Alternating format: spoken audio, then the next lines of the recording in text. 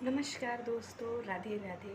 अगर आपको मेरा ये वीडियो पसंद आए तो प्लीज़ चैनल को लाइक शेयर सब्सक्राइब ज़रूर करें। मंदिर जाने के एक नहीं अनेक हैं लाभ। प्रतिदिन पूजा करने से मिलते हैं ये 36 लाभ। भगवान के प्रति हर व्यक्ति की श्रद्धा होती है। इसलिए तो जब भी हम किसी मुसीबत में होते हैं तो सबसे पहले भगवान को याद करते हैं। हर हिंदू परिवार में प्रतिदिन देवी देवताओं की पूजा की जाती है, लेकिन घर पर पूजा पाठ के साथ ही मंदिर भी जाना चाहिए। प्रतिदिन मंदिर जाकर पूजा दर्शन करने के एक दो नहीं बल्कि 36 लाभ हैं, और इन लाभों को शास्त्रों के साथ ही वैज्ञानिक आधार पर भी लाभकारी माना गया है। चलिए जानते हैं मंदिर जाने से कौन से 36 लाभ मिलते हैं। उससे पहले दोस्तों, वीडियो को एक लाइक और चैनल को सब्सक्राइब जरूर कर लें और वीडियो को अंत तक देखें। एक, मंदिर जाने से सुबह ब्रह्मा मुहूर्त में उठने का नियम बनता है। सुबह जल्दी उठने से हम अपने नित्य कर्म जैसे उषापान, शौच, दंत धावन, स्नान आदि से निवृत्त हो जाते हैं। 2, अपने घर के निकटम मंदिर तक पैदल चलकर जाने से हमारा भ्रमण व्यायाम होता है, प्राणवायु मिलती है और उगते हुए सूर्य की दिव्य लालिमा का अवलोकन होता है। 3, मंदिर की घंटी को 7 सेकंड तक बजाने से और इसकी टनकार पर ध्यान केंद्रित होने से हमारा मन सभी सांसारिक विषमताओं से हटकर प्रभु के चरणों में अर्पित हो जाता है। 4, मंदिर में भगवान को अर्पित सुगंधित फूलों की खुशबू से स्वास्थ्य लाभ मिलता तथा उत्साह वर्धन होता है। 5, प्रतिदिन मंदिर जाने से हमारा नए नए और धार्मिक लोगों से परिचय होता है। 6, मंदिर जाने से हमारी सामाजिक प्रतिष्ठा भी बढ़ती है। 7, मंदिर जाने से वहां के पुरोहित से आशीर्वाद मिलता है और हमें पंचांग आदि जैसी कई जरूरी सांस्कृतिक जानकारी मिलती है। 8, पंचांग के श्रावण या पाठन से हमें अपनी धार्मिक जिम्मेदारियों का पालन करने में मदद मिलती है और हमारा कल्याण होता है। 9, मंदिर में सभी वेद, पुराण, गीता, रामायण, महाभारत आदि शास्त्र मौजूद होते हैं, जिन्हें पढ़कर हम अपना जीवन सफल कर सकते हैं। 10, मंदिर में अर्पित भिन्न भिन्न फूलों के विविध रंगों से हमको सुकून मिलता है। 11, मंदिर में कपूर, अगरबत्ती और धूप की दिव्य सुगंध से हमारी प्रतिरोधक क्षमता बढ़ती है और नकारात्मकता समाप्त होती है। 12, मंदिर में हम अपने जीवन के उद्देश्यों को दोहराते हैं और ईश्वर से सफलता का आशीर्वाद मांगते हैं। 13, सुबह उठते ही हम उस दिन की कार्य सूची लिखते हैं और उसे मंदिर लेकर जाते हैं। वहां उन सभी कार्य को पूरा करने के लिए कठोर परिश्रम का संकल्प भी लेते हैं।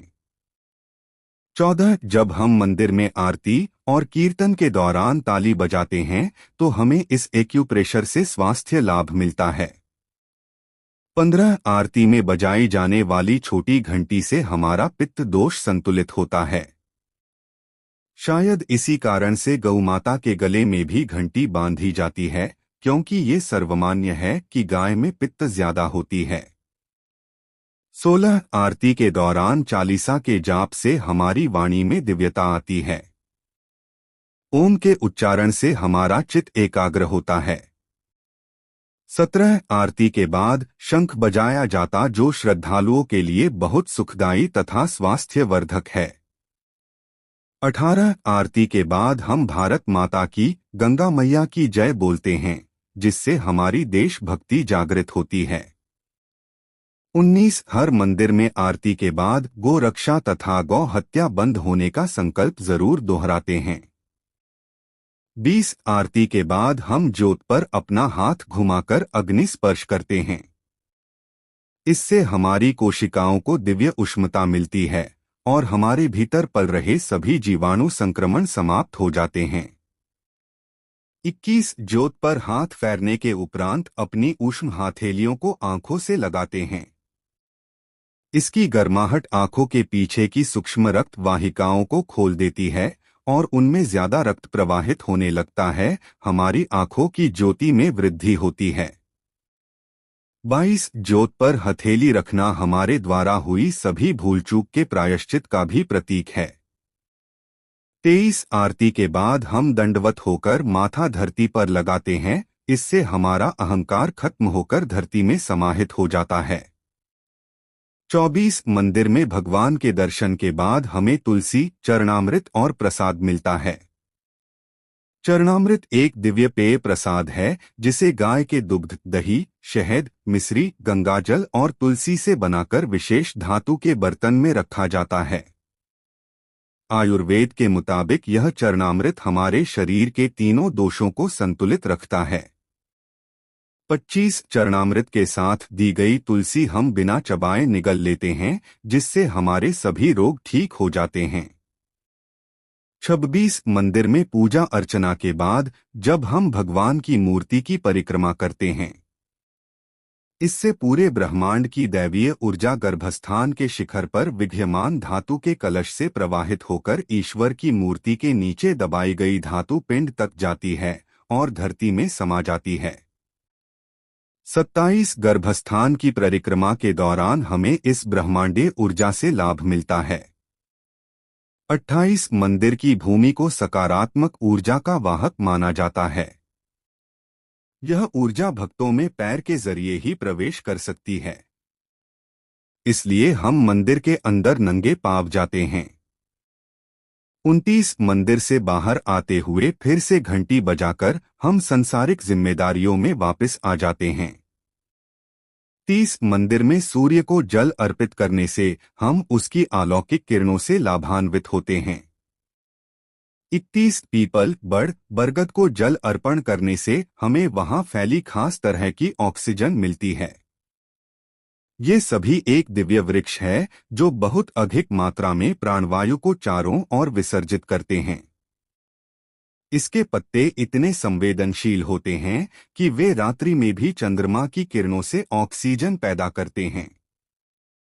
32 मंदिर में हम तुलसी के पौधे और केले के पेड़ को भी जल देकर तृप्ति होते हैं। 33 मंदिर में बाहर आकर हम वहां मौजूद जरूरतमंदों को दान पुण्य करते हैं, जिससे हमारे मन में शांति आती है। 34 मंदिर के माध्यम से हम अपनी कमाई का दशम सामाजिक कार्यों में लगाते हैं और समाज में समरसता, सौहार्द आता है। 35 आजकल शहर में घरों में गौ माता रखने का प्रावधान नहीं है, लेकिन हम मंदिर जाकर गौ को ग्रास देकर अपने संस्कारों को जारी रख सकते हैं।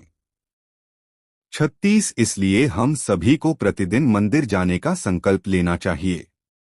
इससे हमारा समाज संगठित होगा, संस्कृति की रक्षा होगी और हमारा प्यारा भारत पुनः विश्व गुरु बनेगा।